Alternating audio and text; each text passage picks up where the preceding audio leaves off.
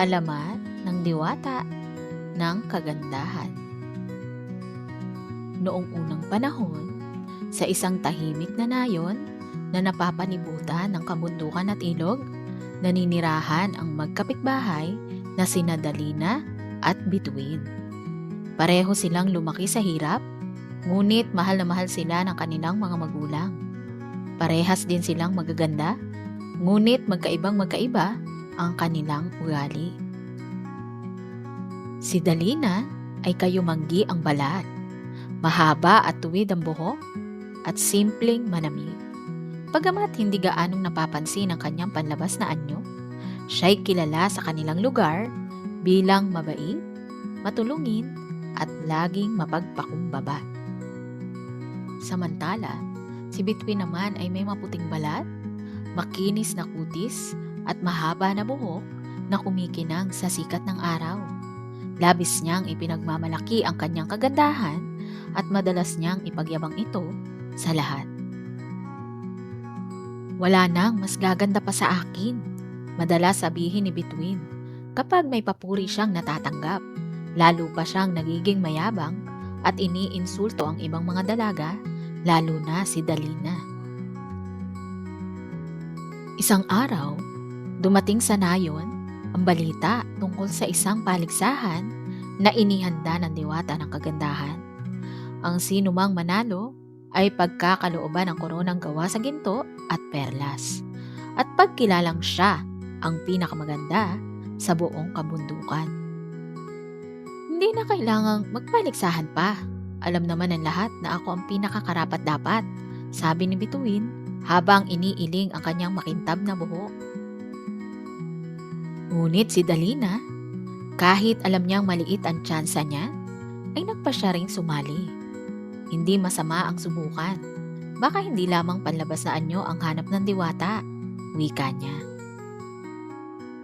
Nang dumating ang araw ng paligsahan, maraming dalaga ang nagtipon.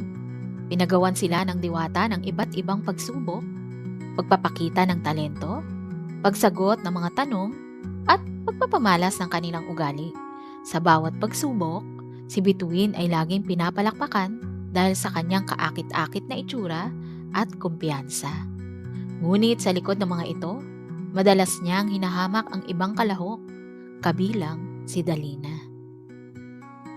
Sa huling pagsubok, iniutos ng diwata na magdala ang bawat kalahok ng isang bihirang bulaklak mula sa pinakamataas na bahagi ng bundok.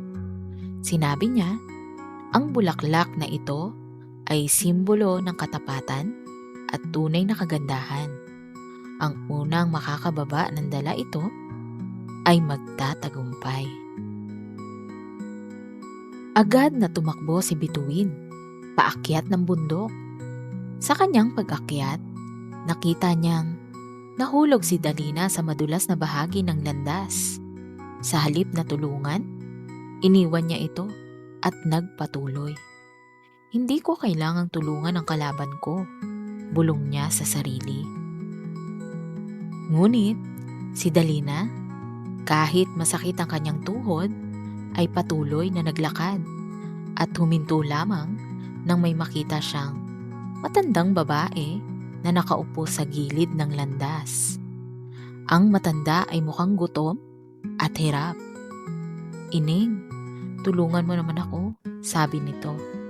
Kahit nagmamadali, binigyan ni Dalina ang matanda ng baon niyang pagkain at tubig. Nagpasalamat ang matanda at biglang nawala.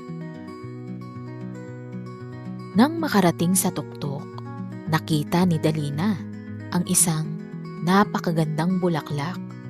Nang pulutin niya ito, biglang sumigaw si Bituin. Hindi mo iyan makukuha. Akin lang yan. Sa sobrang inggit, itinulak ni Bituin si Dalina. Ngunit bago mahulog si Dalina, lumitaw ang diwata ng kagandahan. Bituin, ang panlabas mong kagandahan ay walang saysay kung ang puso mo ay puno ng kasakiman at kayabangan. Si Dalina, bagamat nasaktan at hinamak mo, ay nanatiling mabait, at mapagpakumbaba. Siya ang karapat-dapat sa korona. Sa isang iglap, nawala ang kinang ng buhok ni Bituin at ang kanyang balat ay naging magaspang.